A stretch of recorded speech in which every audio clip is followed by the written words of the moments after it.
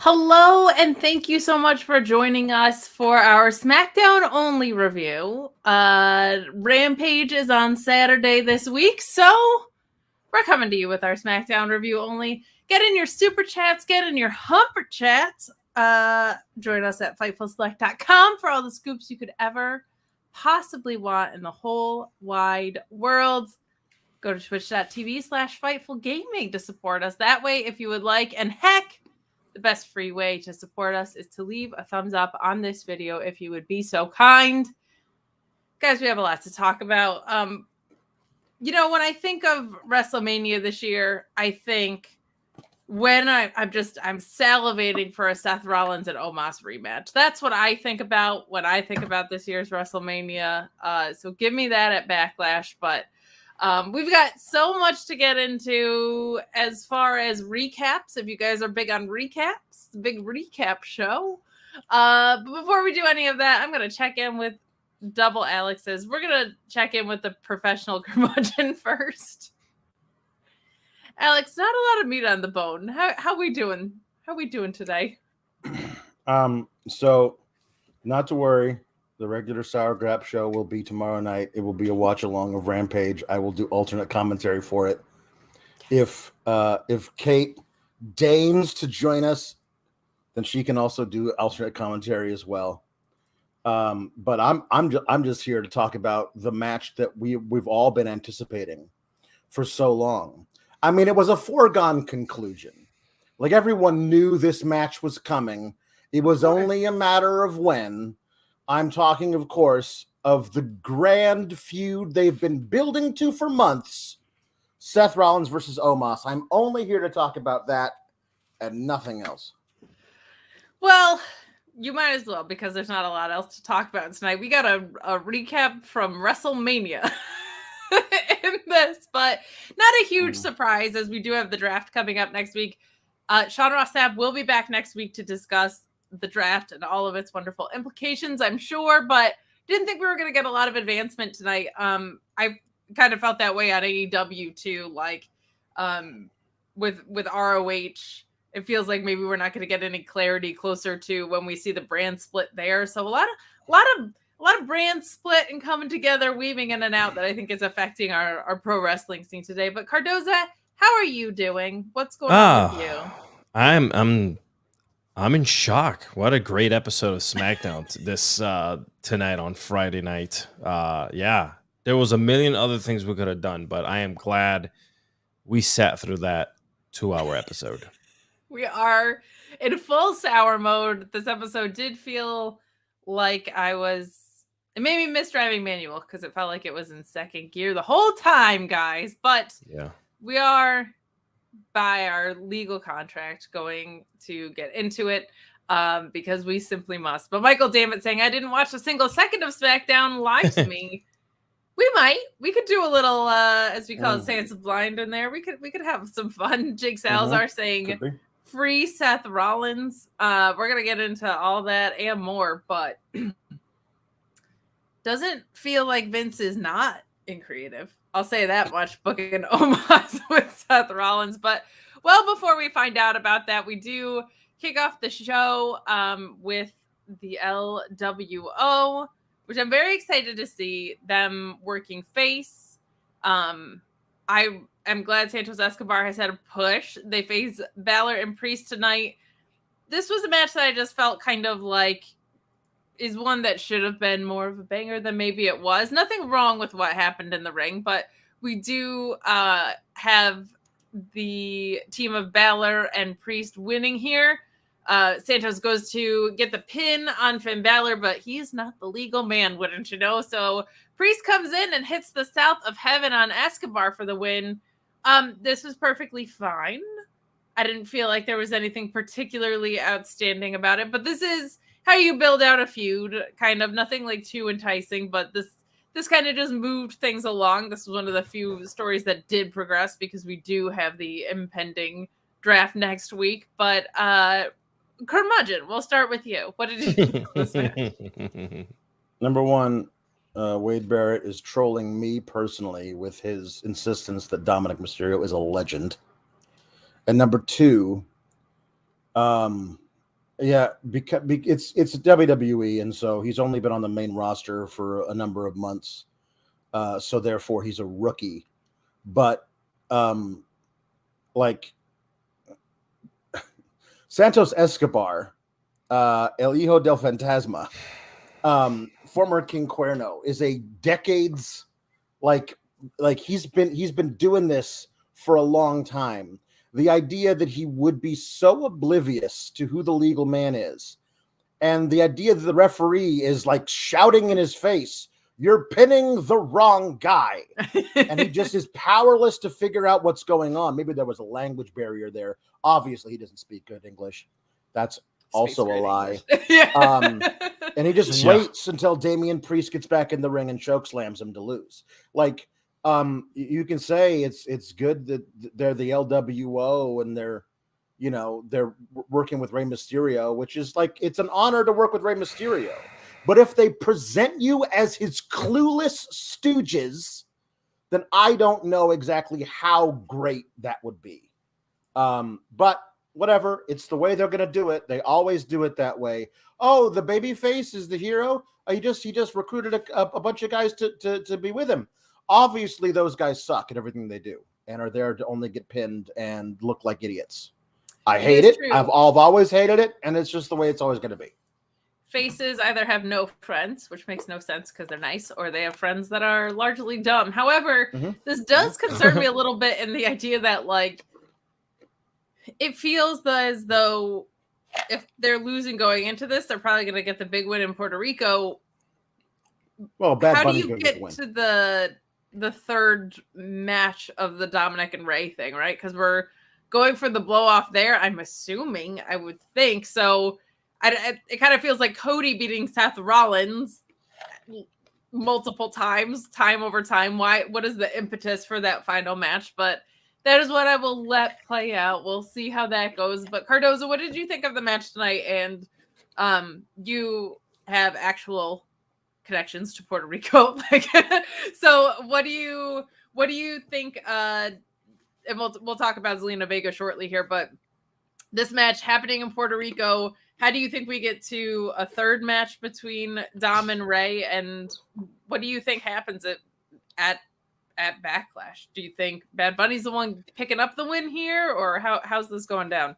Yeah, I feel like, I might have a little something to say. I think I was born and raised on the island. Not sure yet. I'll recheck my birth certificate for you guys. But I do think, in all honesty, that the only way that this will come as a blow-off victory for the LWO and in together will be with Bad Bunny in tow. Plain and simple. That's just the way it's being built. That's just the way that, I'm sure you two and anyone here who's watching or listening already knows that that's what the plans were starting like before WrestleMania. You know what I'm saying?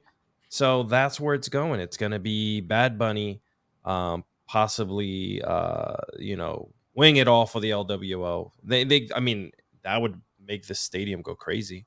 And I think that's what they're going for that visual, Definitely would get a huge reaction. Doesn't do a ton for the rest of the LWO building into it. Right. To Alex's point is, I can't really buy into you as a major faction, but they have reverted back to this trend of just pretending that wins and losses don't matter. We're going to talk about that with Karrion Kross in a little bit. But before we get there, we do get Zelina Vega talking to Adam Pearce. She's worried about the drafting away her potential challenge here with Rhea Ripley at Backlash. She reminds us she's the only Puerto Rican on the roster in the female division, and that she needs a title shot. Pearce says he'll consort internally and get back to them. A little bit too little too late as far as this goes for me. I think it's very cool that they're leading into this. It makes sense with what we've seen from Judgment Day and from the LWO. However, Zelina Vega, I don't think has won a singles match since 2021. This doesn't work from that perspective. Now, she was also not on the roster for a large part of 2022. And in 2023, she has not been, I don't think she's had really any singles competition. She's been more back. When was the Queen of the Ring? When was that tournament that she won? Was that 2021? I think that was the end of 2021. Did I make that up? I honestly don't remember, but it doesn't feel like that long ago, but it very well may be. I just remember they had her win that tournament and then never do anything as queen. Like, I don't think she won any matches as queen or anything like. So it is odd. She did say, like, listen, I meet the demographic requirement. I am Puerto Rican. Also, I am short and will therefore be a good underdog against Rhea Ripley. You should book me in this match. She actually specifically said, I've always been underestimated because of my height. Like, that was like, and Adam Pearce is like, well, you make good points. Like, I don't know what this is supposed to, like, it's really poorly written.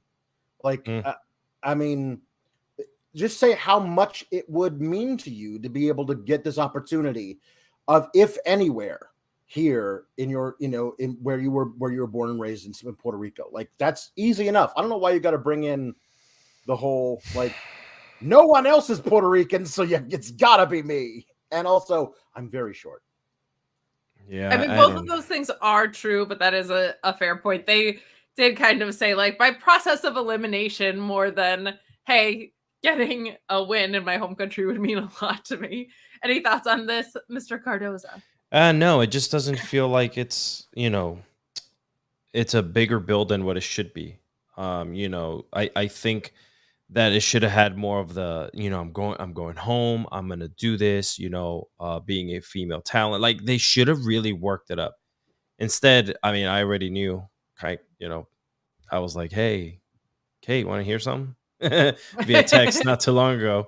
And I was just like, but I wanted such a bigger build to this. Of course. And it's just, I don't know. I mean, obviously this is a entertainment company, and with LWO and Puerto Rico, it's all marketing. That's basically what it's always going to be, unfortunately. I wish it just had a bigger build. Yeah, it doesn't need to be that void of story. Like, you can do both things, which is unfortunate. I do think there's probably been some very real chaos with the draft being there, but this is a program that you knew was going to happen. So it's kind of not an excuse for this one at all. But glad she's getting a shot, I guess. There's not a ton more to say about it than that, but Shotkid29 did say, in an ironic twist, WWE Creative has actually gotten the LWO correct. It's still a jobber faction with hyper talented wrestlers it was in WCW. Oh my God. It's true. It's true. It's an astute observation there, Shotkin. But we move along to one of several video package recapping type things in the night. We got a Shinsuke Nakamura video followed by a Karrion Kross promo that was kind of polarizing. I saw some people saying that they really liked it because it actually did kind of create some clarity in what Karrion Kross has said he's been setting out to do. But my thing is, none of it's backed up by wins. You're just talking if you're not winning. So basically says it can take you your whole life to find your identity and even longer to make sure that that identity is right. And it can all end in 3 seconds. Kross says he's never hurt anyone, but the cards decide things.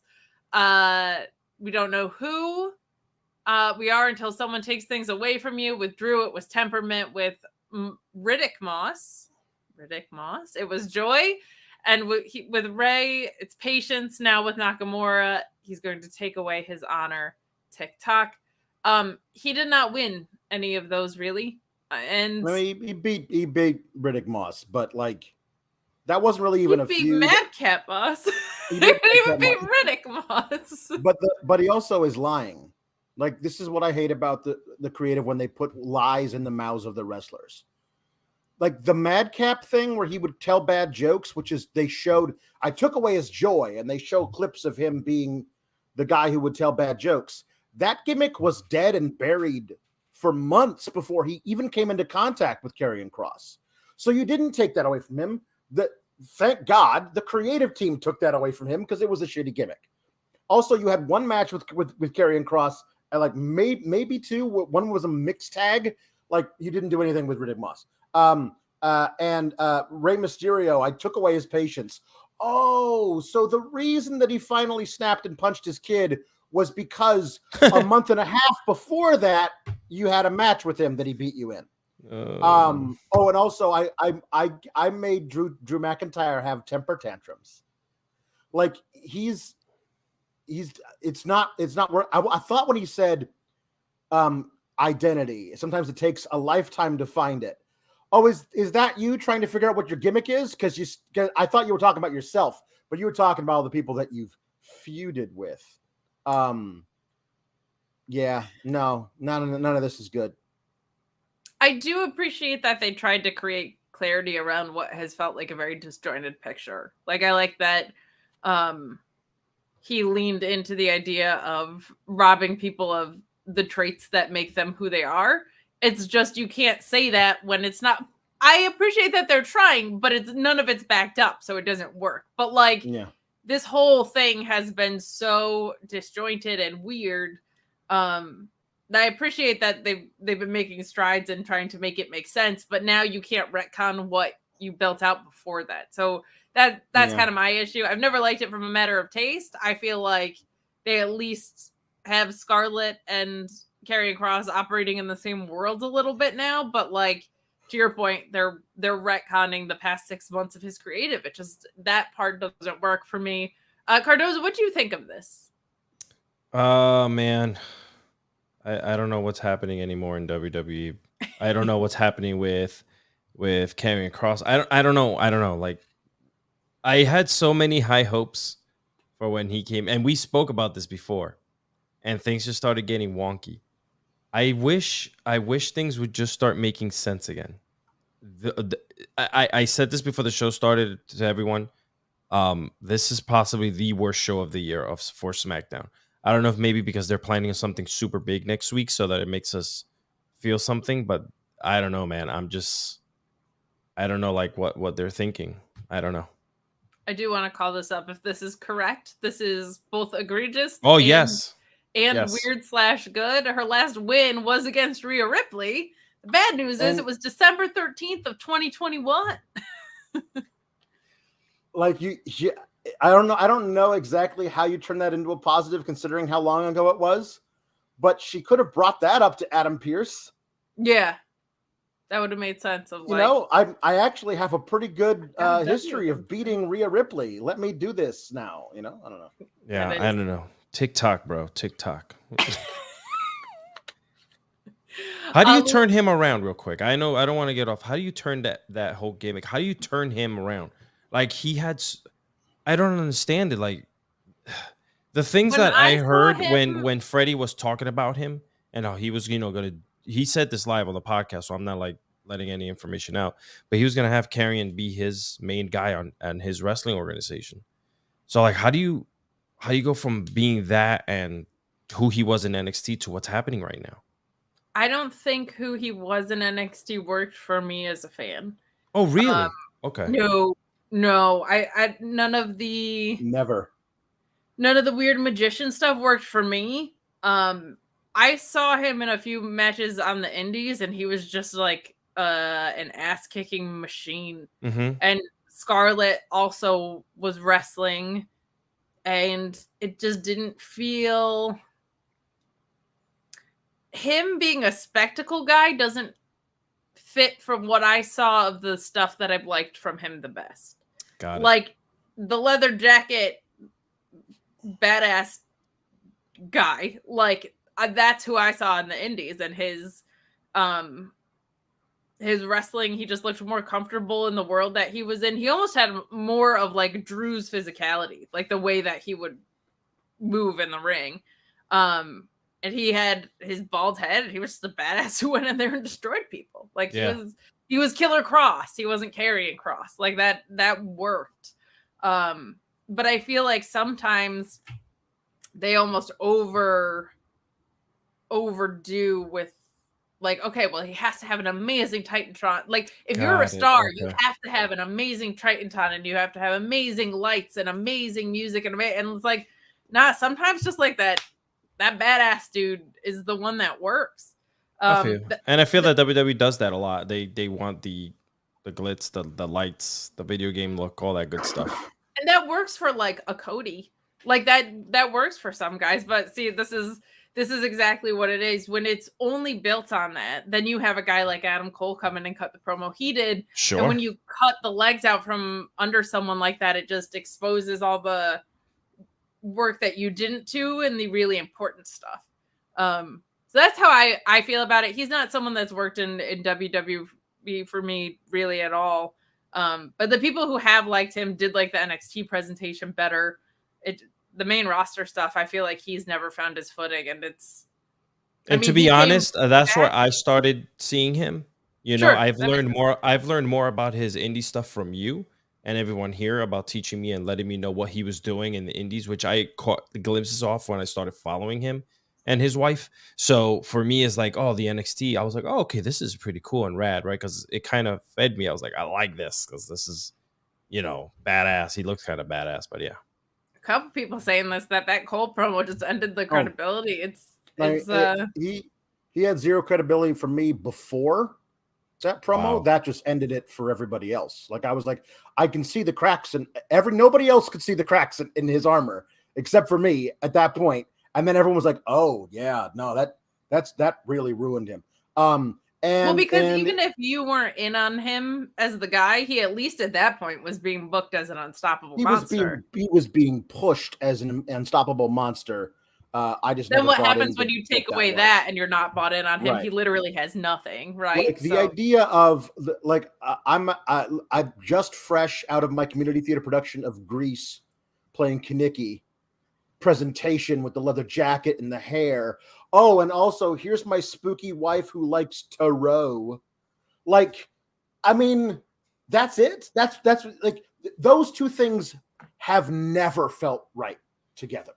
Like you either have to go all the way in that she is a spooky sorceress who commands her like this otherworldly murderous creature from the depths of hell to destroy anything in front of her, like a really spooky Lana and Rusev relationship, where he does the stuff because she commands him to do it. And then you don't have to have him cut really weird promos where he like none of it has worked for me. I don't know exactly how you like repackage him to be something better, but this, whatever this is, doesn't feel right. You could always put leather on him and a mask. I don't know. That's the other thing. If that's the first time I thought of that. The Cole promo didn't do it. I think a lot of people they haven't done enough with him to get the taste out of your mouth of what they did with him there. But we've got some more super chats and humper chats that came in from you guys. Jake Salazar saying, didn't watch WWE tonight, and honestly, it was a very lovely night. Well, good on you. Much like NXT, I'm here for y'all. Thank you, Jake. I just saw Twitter for updates. Ricardo saying, had a lovely corned beef and roasted Tates. Eat well. Well, I'm glad you guys had delicious dinners. Good on you. Yes. Our own moderator, Louise, points out, and I actually made a note of it. I wasn't going to bring it up in my notes, but now he brought it up, so I'm gonna. The implication that Shinsuke Nakamura developed precise striking from Brazilian Jiu-Jitsu training. Just like I don't even follow MMA, man. I don't know a lot about it. Just the slightest, most cursory Google search in the world. Just a little bit of background on Brazilian Jiu-Jitsu will let you know that is not a striking art form. That is not a striking mixed martial art in any way, shape, or form. Just a very weird thing to go out of your way to put in a video. That's not even like this got slid in on commentary. I don't believe this was a part of the video package, right? So I don't know. No. That was just a weird thing, and I was gonna bring it up, but then Luis also put it in there, so I was like, all right, fine, we'll keep the sour train rolling a little bit. But Shot Kid saying that Cross's best run in NXT was before the injury, where he just killed dudes. He had been on Impact with some extra production value. Of the WWE presentations, I agree that was probably the strongest one. I tried to have some grace around all of the pandemic era wrestling because that got so weird, very weird. But then on the other hand, I also feel like I hate doing this, but like considering how young AEW was in their existence and what they were able to do during the pandemic era versus where WWE ended up going, I just feel like AEW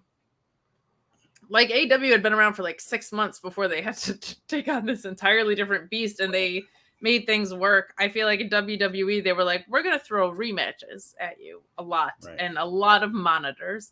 So I always try to have like forgiveness around what a weird time that was. And that includes guys like Karrion Kross, who they were like pushing during this time of no fan wrestling, which is just an inherently weird thing. Kross getting hurt in the match where he made Keith Lee look like a toddler. And then they immediately pivoted from him because he had to give up the title to Finn Balor 2.0, not 2.0 and then like NXT 2.0, but like the Finn Balor who held that title while Karrion Kross was injured. That's one of the best NXT runs anyone's ever had. Like those matches with Kyle O'Reilly and and then as soon as Kross is healthy, let's just give him back the title. And it didn't actually feel like it was just like they picked up where they left off, and it never really kicked back into gear again. Agreed. That's a very good point. I forgot that he handed it off to what was one of my favorite NXT runs by any wrestler. That return run was super special. I'll say what was not special. Braun Strowman's performance in this tag match tonight. Braun Strowman and Ricochet kind of defeat the Viking Raiders, and I say kind of because what happened here? Ryan Ben saying, so glad Ricochet won on his 1-on-3 match tonight. Boy, oh boy. This ended with Braun giving the boots to Eric and lifting Ricochet onto his shoulders for the assisted Swanton Bomb on Ivar, who gets the pin. What happened in this match? This match was like weird. I gotta throw it to Cardoza first and then give it to Pulaski because I think we all just need to take a deep breath first and then we can talk about there was some stuff going on. The lawn dart throw that didn't work. The him falling off on the side of the apron right after. I don't know if he was laying there laughing or whatnot, because the ref didn't even look at him twice. So I guess there was nothing physically wrong with him. The whole match just seemed off. I don't know. And then again, on top of that, the whole entire episode felt like a rematch of last week, which was a rematch of the week before. So I'm just sitting there going, okay, what are we doing here? Yeah, what have I seen progress in my 2 hours watching the show has been a somewhat common theme.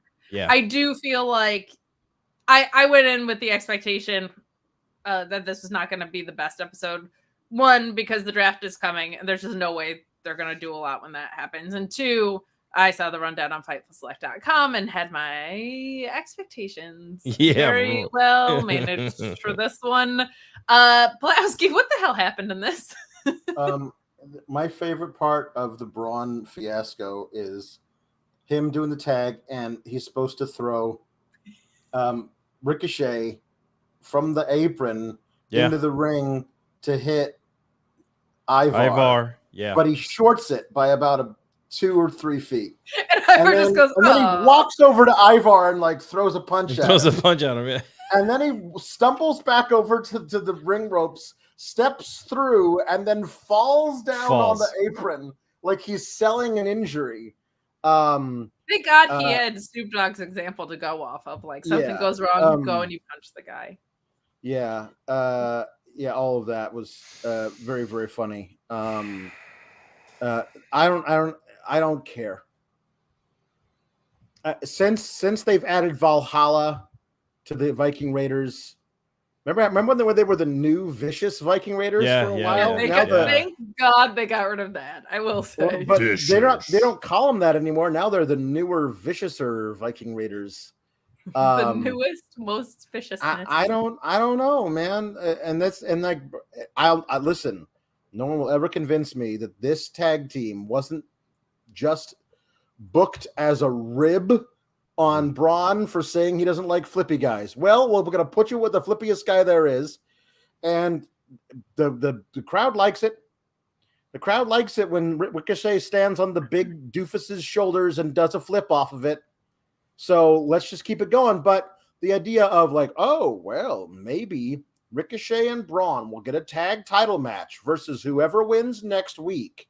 They're pushing that so hard. They're definitely getting a tag title match against whoever wins next week. And I am not sure at all they'll do the right thing next week. So look for at Night of Champions at Sands of Time to be the Usos versus Braun and Ricochet.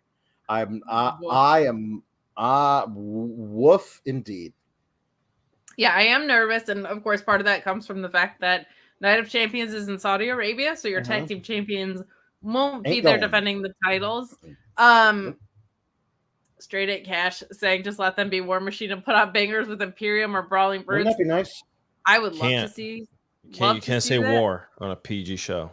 No, you can't. But just let them wrestle like they're War Machine, as opposed to like presenting them as though they are actual Vikings who stepped out of like the Bill and Ted phone booth. Here's the thing, Alex. Having them wrestle just as War Machine doesn't sell toys or any of that stuff. So there lies the problem. This company is more of a let's think like Hasbro. Hasbro owns Power Rangers, so everything that they do there with them is intent to sell toys. It's never about the TV show. Power Rangers was never about the TV show. You can do both. Like you can have good stuff that's also marketable. But they haven't. We say that a lot. You say that a lot, which goes to tell you they haven't. No, they really haven't. Shotgun 29 saying Power Raiders. Are we sure Ricochet wasn't in a handicap match? He was. Okay, yeah. I don't think that was the stipulation, but he was. And then people blamed Ivar. Oh, Ivar was 4 feet off and stepped backward instead of going forward. You don't know that. You're not. These people here that yell at me on the Twitter, like they hate me. By the way, I'm learning that. But they just hate. That's it. Yeah, it has nothing to do with you.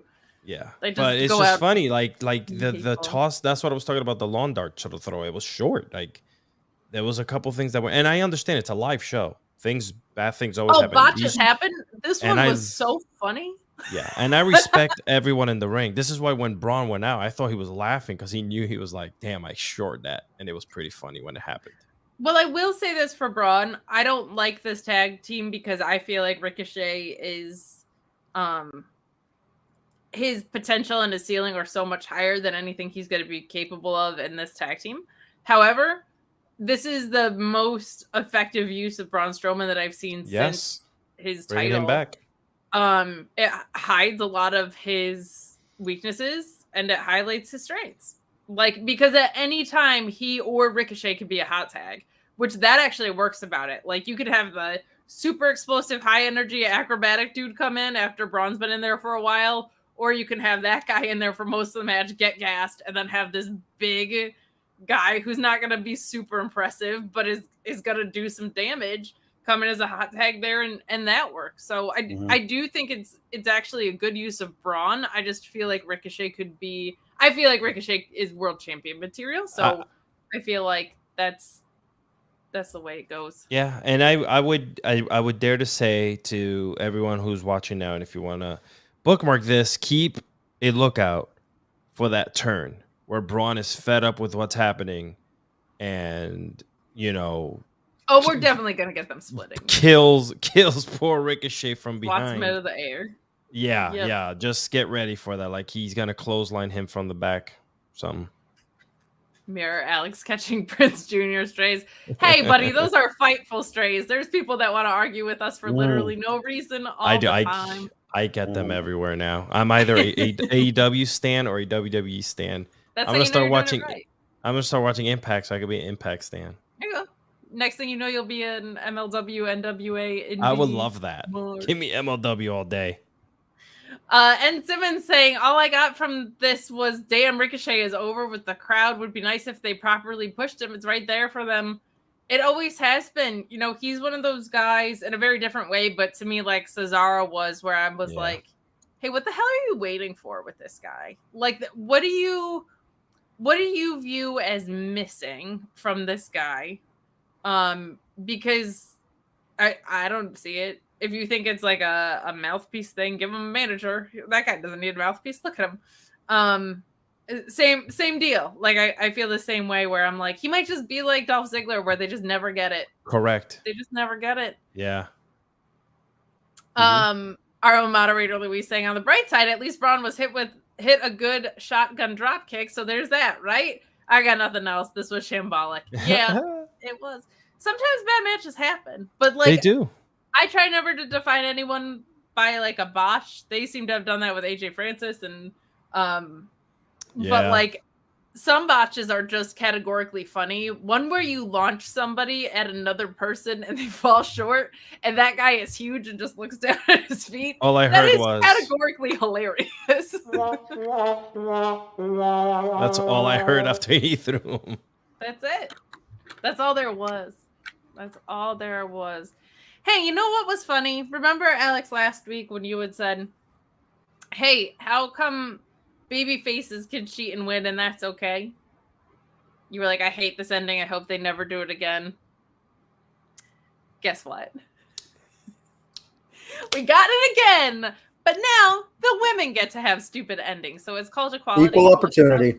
Yeah, look it up. We get a women's tag team. It's called #feminism. Yeah. Look it up. Yeah. Get on board or get left behind. Okay. I got told that they were getting their receipt back or whatever it is because that's just the way it works and water.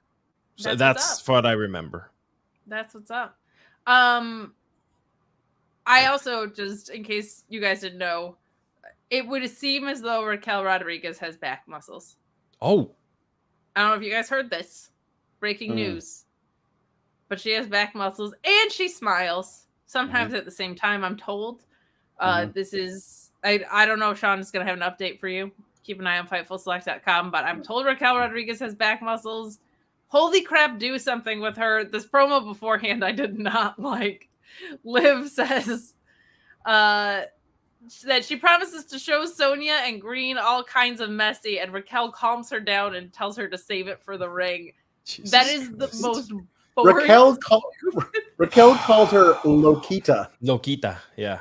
Little crazy. Hello, little crazy. Which is save it for the ring, Lokita.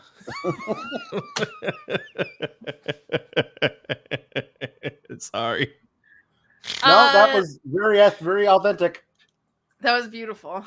Really. This match, I don't know what to say other than it was about water.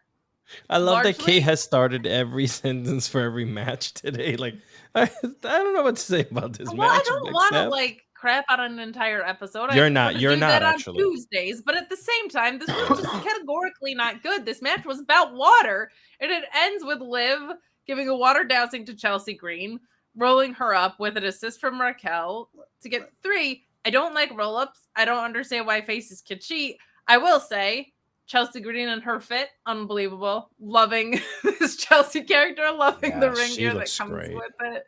She's a riot. She's really knocking this whole thing out of the park. But also, like, when this is your one women's match on the show and this is what you do with it, I'm bored. This wasn't very good. I am glad that they are having, like, this is how low the bar is. I'm glad they're having tag title defenses with a team that's been together for more than 2 weeks, with people that challenged for it and got granted a match. Yeah. They've been together for 3 weeks. They've been together for 3 weeks. So no, because they were together before Mania, right? No, that was their. No, they were not. They were like. They weren't official. I think they had their. I think their first match was the whatever the qualifying thing was. Yeah. So I guess yes. So technically, 4 weeks. Excuse It's like me. the longest reigning tag team on the roster. Then though. That's true. A month. And that's dog years in this like, promotion. Last week, LA Knight tries to roll up Xavier Woods with the trunks, and the ref catches him. So Xavier Woods does it back to him because turnabout's fair play. It's one of the absolute staples of a Vince booked WWE. Because if you're not cheating, you're not trying. Yeah. Even if you're like if you're not covering up a murder, are you even trying to help the people who work for you? Like he's like, you will break any rule you possibly can because you should always win. It's his philosophy of life. So he always books his baby faces to cheat as long as the heel tried to cheat first. And with this one, they kept on getting caught. Sonya tries to pin with the ropes. Chelsea tries to pin with the ropes. They always keep getting caught. And then, I'll just cheat too. And the ref will be looking right at it and not see it because we have to bury the refs as part of this deal. I've never liked this because it always makes your baby face look worse, not better. Having them win clean, despite the fact the heels are cheating, makes them look good. Having to have them resort to cheating to like, hey, they're going low, I'm going to go just as low. That doesn't, like, in a scripted show, that doesn't make them look good. So this is, I can't. Hey, and if you have a powerhouse like Raquel, I apologize for jumping over on you, Alex. Please do. If you have a powerhouse like Raquel, there shouldn't be any reason to have Liv do a roll up where Raquel has to use the strength of her ginormous legs to keep the pin down. No, you should have at that point figured out that let's tag in Raquel, and Raquel will be the one to, pin and win this match because she is a beautiful, smiling, strong woman, right? Not she's got having back muscles. Yeah, and she got back muscles. Not having to do what they did there at the end because that made no sense. Like, just have Raquel be that monster. God, I say that a lot about these people. Yeah, it feels like it's oftentimes Liv. Like they've always got out of their way to make Liv feel like less than. Because realistically, right? Let's say it's Shayna and Ronda that's like the feud for them. Why would I believe that they can hang with Shayna and Ronda when they can't beat Chelsea Green and Sonya Deville without cheating with the lethal substance of water? So this is a little bit not great. Not great. And Simmons says random, but I want to trick Mello and Ricochet stable. I don't hate it, but I am so in on the idea that Alex had pitched on Tuesday nights of the idea of a Ricochet and Wes Lee tag team. So very much. so very much. Luis asked if he should bring in some of the damning women's tag team stats. I'm tired. I don't know if I have the energy for it, but thank you for offering. It's not great. It's not great. Chuck is saying, I don't want anyone to lose their job, but God, I want to see Sonya Deville free from WWE to know what I know she can be, her in Impact or Stardom. Yeah. I do feel like I'm glad to see her in matches because she was just not on TV for a long time, even aside from the reason she had to be off TV. I loved Sonya, put your hair up and square up Sonya, and I loved that's so good.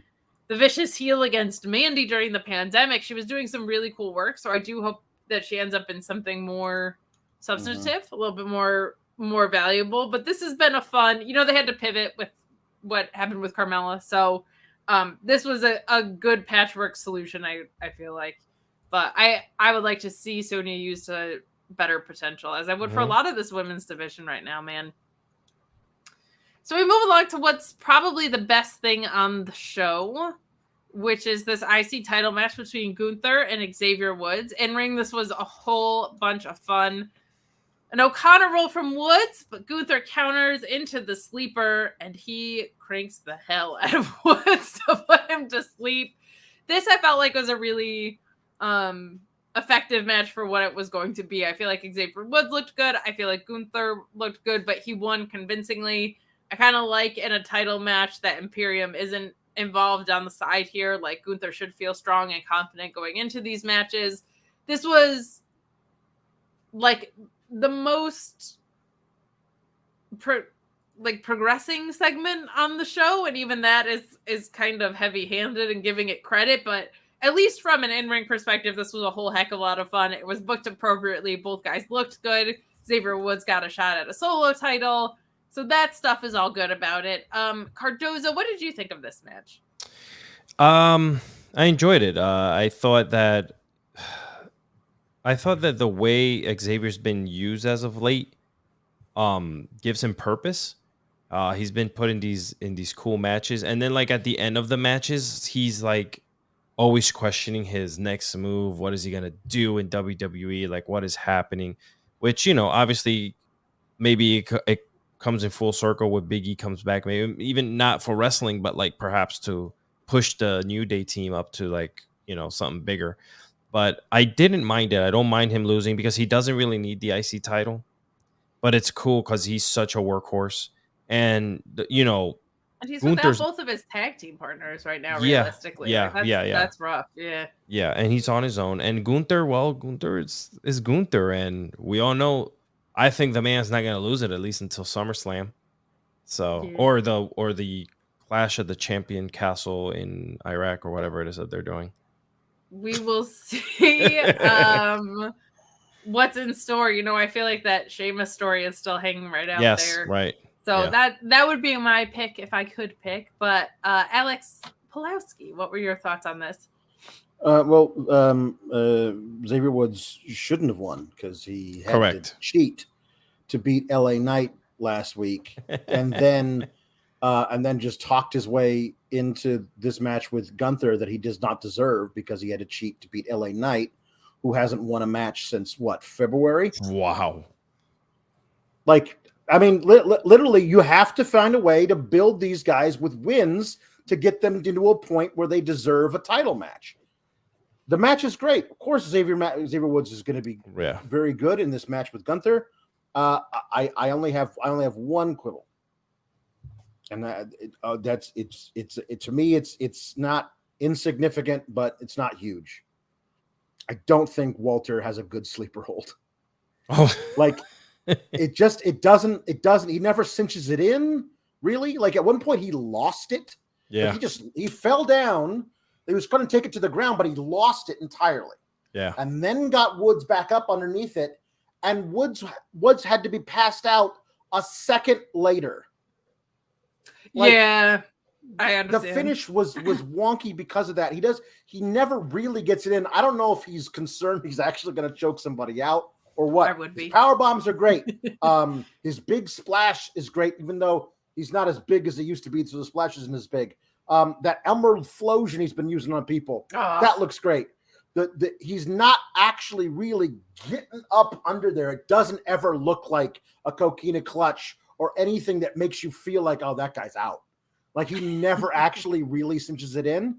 So I didn't love the finish of this. I want him to really, really tighten that up if he's going to keep doing it. Other than that, the match is really good. Xavier Woods is kind of on an island alone. Like, I don't know, with the draft coming up, this might be a weird way of splitting up New Day again. Because, like, I mean, he's the sole member right now. He's so the only guy who's active. Do they draft Kofi Kingston? That's Does what Kofi I don't Kingston know. Get drafted? So it's weird. Yeah, this is a weird. This was a weird one.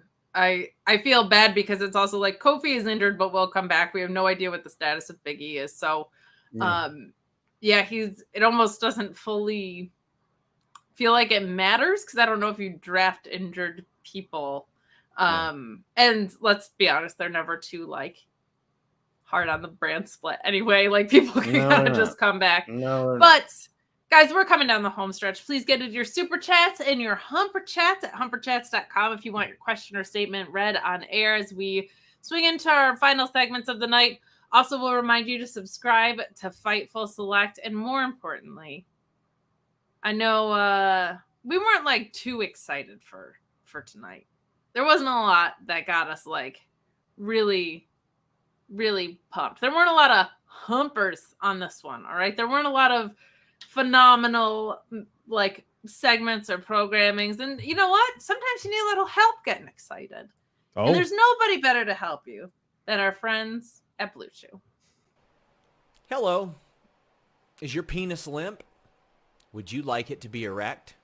Fortunately, BlueChew.com and the code FIGHTFUL is going to help you out an awful lot. Maybe you're having trouble with that. Maybe you just want the confidence. Well, BlueChew.com and the code FIGHTFUL is right for you. Free. Your first order is free. You just pay $5 shipping. There are a few other steps you go through.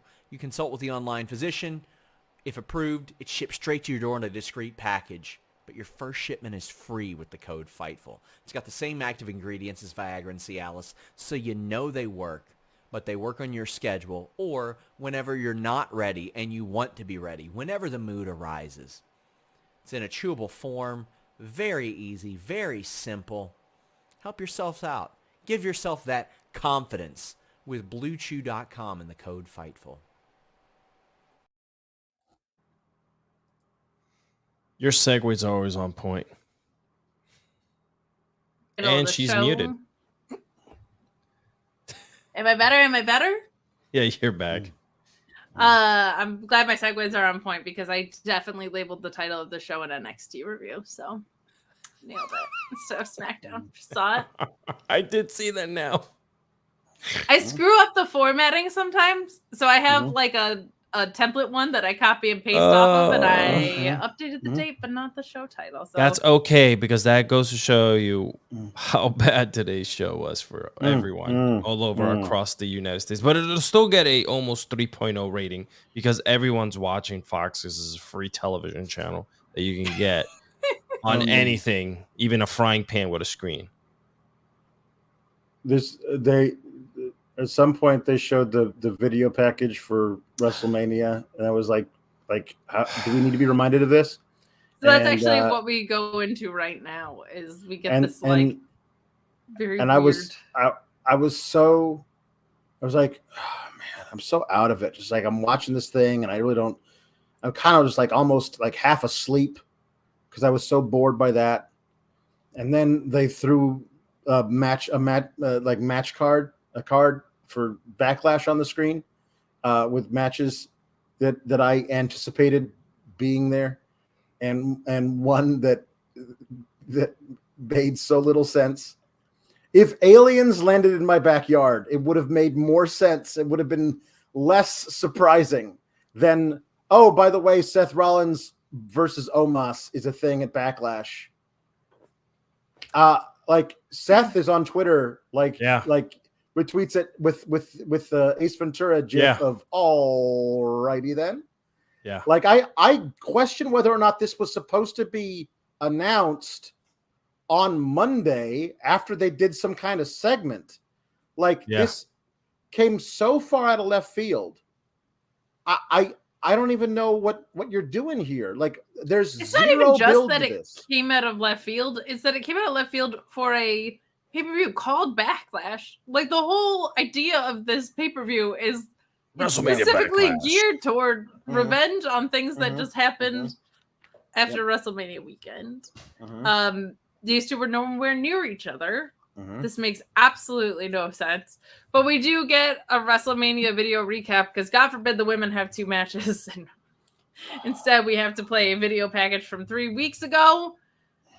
Oh, Lord almighty. But we do get this Owens and Zayn video followed by an Usos promo. Shocking, saying, when did the Usos become the valets from Key and Peele? Yeah. I was half expecting them to start screaming about Liam Neeson randomly during this promo. Oh, God, that's so funny. Yeah, I feel like they asked ChatGPT to write a promo for the Usos. This was so generic and boring. They're going to do what they always do and bring back the gold. They don't look behind at themselves, only ahead. a big trios match at Backlash next week, but the rematch for the tag titles, like this was so all over the place. And it's not just any kind of rematch, it's a WrestleMania main event type of rematch. Like this was so generic, and man, they had such cool moments along the way, even though I didn't love everything that unfolded around it. I don't understand.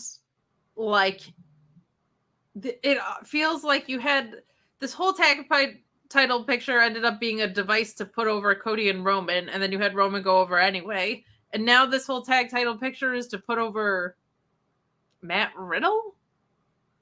What are we doing? Like, this feels so off track. I was so excited for a Kevin Owens and Sami Zayn title reign, maybe after the draft, because people will be more clearly on certain programs, but they're the only tag champs, so they're going to be floating anyway. I don't get this. Like, this it just feels very stuck in the mud. I have no interest in Matt Riddle right now. I always love watching him in the ring. I have no interest in the character at all.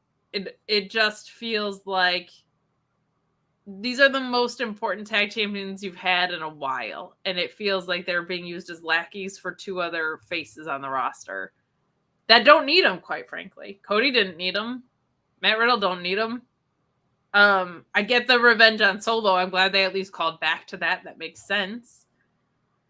It just feels like they're trying to dodge the fact that they're not going to be at Night of Champions in Saudi Arabia. And whether that's them not being a part of the story there, or whether that's them doing probably a flippity-flop with the titles, it's not making for great television leading into it. Pulowski, what do you think of this before we get into the match? And then we'll talk the match. I mean, it's very kind of the Usos to come out and tell Columbus that the bloodline is now in their city. It's very kind. Yeah. Make everyone aware. Mm-hmm. Just if you need to like check your GPS, that's where the bloodline is. That's always share location, right? Mm-hmm. Mm-hmm. It's good. You know, remember where we parked next to the bloodline. I think it was C2 in the parking lot. That's the bloodline. I don't care about any of this. And that's a problem because the Usos are great, but I honestly didn't pay attention to this promo. There's been so little development out of this. They lost their tag titles to Sami and Kevin and are now getting a rematch for them next week without building that rematch with Sami and Kevin on the program. Sami and Kevin will probably be on Raw and they'll build to it there because there's no such thing as a brand split. But they lost their titles and Roman was mad at them for half an episode of Raw and then Roman went away. Like, there's no consequence for them having lost it. They're not kicked out of the bloodline. They don't have to like all it was required would be like a thing of like, if you do not get those tag titles back by this date, then there's going to be a meeting of the elders of the tribe, and we will vote on whether to kick you out or something. And have that date be this coming Friday, the 28th of April. By the end of April, you got to get your tag titles back, or that's it. You're out of the bloodline. Like, give them something to work towards, to panic about. Leave them a ticking clock. Give anything to make this story mean anything, because guess what? This whole thing's been building to Sami and Kevin getting their revenge on the bloodline, and they did it, and now what? Well, I know. Let's just pepper in some stoner and see how that goes. How about some nearly naked barefoot stoner? Would that help the stew? Would that give it some extra flavor? He does have some Nikki Bella shorts no. on. Those are some the answer is no. Those are some Nikki Bella shorts. And the match goes exactly as you would kind of expect. We get a... Oh, I also should mention in this promo that Usos said that they are dedicating their match to the tribal chief, which is they're so cool, and that just felt corny as hell. But anyway, match is great. It ends with final flash from Riddle, but running into a Samoan spike on Solo for the win. I have no idea why Solo Sikoa lost clean to Cody. Not at this Cody. stage. Right, but like that was his only loss. And But that was he lost to Cody when we all to set up assumed the Cody rematch was at the WrestleMania guy Backlash. Yeah. to beat Roman. What are we Now doing? that you don't actually have Solo lose to Cody, if Cody is going to then lose to Roman, and you actually had Solo who was pissed about losing to Cody, cost Cody the title at WrestleMania, and Cody and Solo have had barely had any interaction because it's much more important for Cody to get his ass kicked by Brock Lesnar. It's just so weird. It makes absolutely no sense that he would lose clean. Makes no sense. Match was really good, as you would expect. Cardozo, what did you think of the promo that we got from the Usos and this match? Yeah, I feel like the bloodline is trending downward, and I was afraid of this. We did the show pre-Mania, and I was scared of what was happening. You weren't on because you were off doing bigger things than hanging out with me. I was through the ROH But, video just because I like it better. Let's be real. But I mentioned it to Joel. I mentioned it to everyone who was hosting the show. Hey, I'm afraid of where this is going, right? Because once the lore is over, what's left? You know, you're gonna keep the title on Roman. That's gonna be the main story for these guys. That's it. You know, these guys are chasing now the tag belts. So I was kind of bored with this match. I was like, cool, okay. Here comes Solo, and you know that there was gonna be antics going on when they're ringside, and it's a no DQ match, so you know even more stuff what's gonna happen. Yeah, it's just I don't know why we said this last week. Riddle, incredible talent, but having him be involved in this is they just trying to hopefully for him to get the rub off of all this bloodline stuff to elevate him back into status. I don't know, but it's very, very off. I don't know what has been happening since after Mania with all these storylines. I don't think they do. We'll see what the brand split brings next week. It doesn't feel great. Well, Triple H did say this is gonna rock the world of wrestling. It's gonna rock the world of wrestling. NXT is back up on the table. That did get called out today on commentary, so there are some people that might move up, which also feels like a weird choice based on what we've seen in NXT. Even though this isn't an NXT review, maybe that's why it was in my head. So again, though, it is a thing where NXT talent can be drafted to Raw or SmackDown, but NXT cannot draft anyone from Raw or SmackDown to NXT, which feels weird because if NXT is eligible and literally everyone is eligible, then Raw or SmackDown would be absolute fools not to draft Carmelo Hayes. Of course, and they can't. And they can't because it's NXT, but you could draft all the champions are available drafted except for not that champion because that doesn't make any sense. There's a bunch of people who are in NXT that won't be drafted that probably should be because they're ready and they could go to and they're right there. And there are some people who will be absolutely drafted from NXT to SmackDown or Raw that will feel much less than the people who aren't drafted. And so rather than do it as part of the draft, just call up people throughout the year whenever they're ready like they used to do. But that's not allowed anymore either. Are they still doing the 2 per? So 2 go for every one SmackDown, two Raws? Yeah. I don't who knows? They'll make it up on the fly whenever they decide. I like NXT being a part of it, but I don't think it should be the be-all, end-all. Like, that always felt fun to me. Maybe there's a way to do it with a cap on it or whatever, but, you should also just be able to call people up. And Braun Breaker,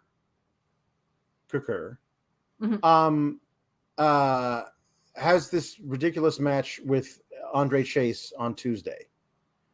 Of the people who's not a champion in NXT, he seems like the guy to get called up. But we also assume he's getting a title rematch versus Carmelo Hayes at Battleground at the end of May. So then he's not getting called up. But then why isn't he getting called up if he's eligible to be called up and he's not really doing anything currently? So like there's all of these things that beggar belief. And there's certain things of like Karrion Kross and Shinsuke Nakamura are starting a feud. But that feud probably can't continue if one of them gets drafted to Raw and the other one gets drafted to SmackDown. So guess what? We know they're both getting drafted to the same place. Exactly. This is why a draft should happen right after a major pay-per-view where all of the feuds are all finished. I've always said the best part time for a draft is right after Survivor Series. 100%. You like the team the brand that wins the most, brand versus brand matches gets an extra pick in the first round of the draft or something. Like give it a reason why this is happening, or anybody who is a sole survivor in the survivor matches, like they get to choose. They're free agents. They don't get drafted. They get to choose where they go. Do that kind of a thing, because right now here, a week before a pay-per-view is the worst time to do it. No, and right before Survivor Series makes so much sense, because that's when you're starting to probably think about like Rumble, and in terms of that. That's like your last big one is right there. So guys, last call for super chats and humper chats. We've got a couple more to round out here. Alpha Bill, as we call him, saying I'd appreciate a banger between Gable and Woods as a match. Who wouldn't? Yep. Yeah, I agree with you. I think that's like, it isn't the first person I would think of for Chad Gable, but it does feel like they would have some really, really, really good chemistry. Good together. That'd be really fun. And Shot Kid saying over under on Usos winning back the titles next week. I don't feel like they'd want to do that, but I do feel like because the Saudi Arabia shows aren't really registered as like super meaningful pay-per-views usually, it doesn't feel like it makes sense to go out of your way to have them drop them and then win them back probably immediately. So I don't think they're going to, but I wouldn't be surprised if they did. No. I'll put it that way. They've decided specifically to call the next Sands of Time Night of Champions. The traditional thing of Night of Champions is that all titles must be defended. If they're going to do it that way, then the tag titles have to be defended, and they can't be defended if they're being held by Sami Zayn and Kevin Owens. I really think they're so dumb on their own rules. I think they're just gonna skip it. I agree, but that's why I honestly wouldn't be surprised by it. That's because why, not thing like, surprised. The Usos will cheat to get the titles back, and then sometime after Sands of Time, they'll just do a rematch or something, and they'll have. Owens and Zayn winning them back at Money in the Bank would be a huge pop. Of course, like the UK loves Kevin Owens and Sami Zayn, so like you could easily stretch it out to there, and putting those titles back and forth between those two teams. I don't love it, but it kind of makes sense. They're fairly equal. Whatever, we'll see it. Cardoza, your thoughts? I don't think they're gonna flip flop the titles like that. To be completely honest, maybe if they're sensitive to the idea that they have to have the titles defended in some way or form at Sands of Time, then maybe. But they could very well just say, hey, we're not going to bring the tag titles over, and there's not going to be any match over there. Or maybe they could do some type of weird tournament again, right? We're at Sands of Time where they see who comes out of it to face the champions. I don't know. It's just there's a lot of stuff there going up in the air with the Usos. But I don't know. I hope in Sammy and KO run with these things. Yeah, I don't want to see them flip flop. I'm sorry. Like, I get enough of that. I want to see them face all the best tag teams. Yes. I want to see Sami Zayn and Kevin Owens in an extended feud with Imperium. Yes. I want to see them. I want to see that. I didn't need Usos again, but like, if they're really going to do Sands of Champions, then Right. you never know. You never know. Yeah. Another chat from Shot Kid saying, "Can SmackDown production team make it a little less obvious that they're piping and crowd noise?" Oh God, crazy! Oh God, today I was lost track bad. of uninterested crowd shots and hard noise jumps.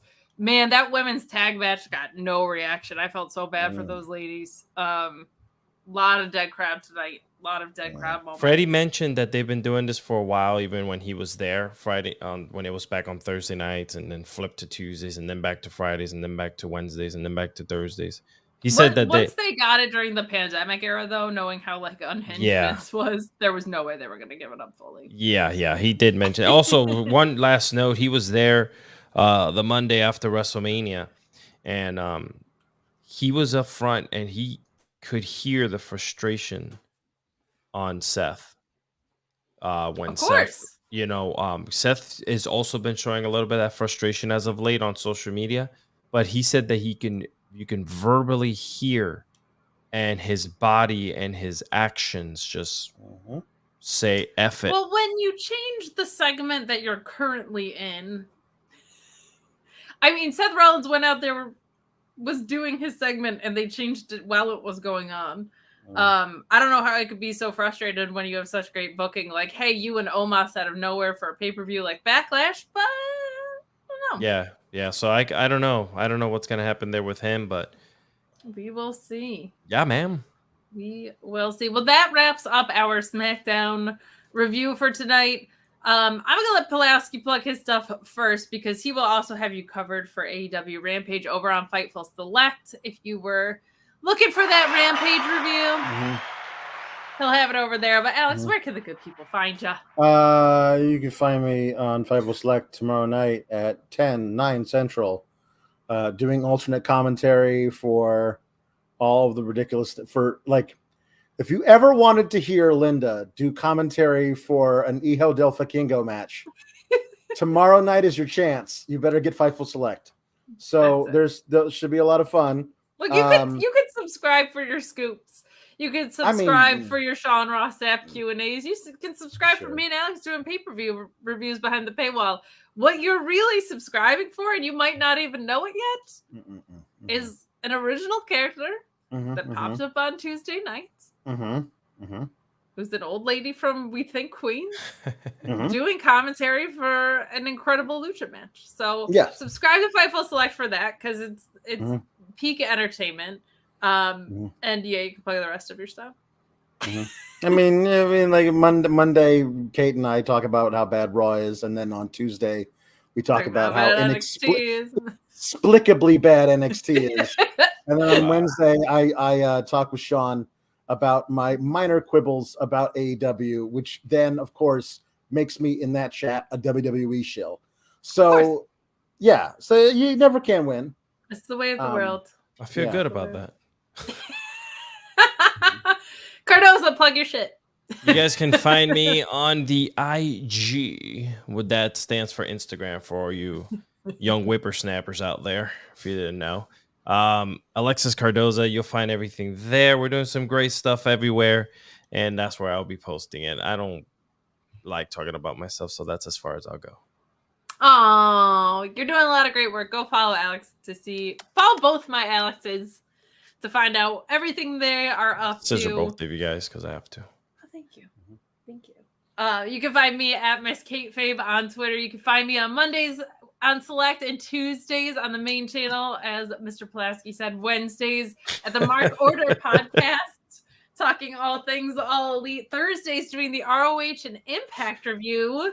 Very happy to hear ROH is returning to their studio setting. And Fridays right here doing the SmackDown and normally AEW Rampage post show. But guys, thank you so much for joining us tonight. Have a safe and wonderful weekend. We'll see you next time.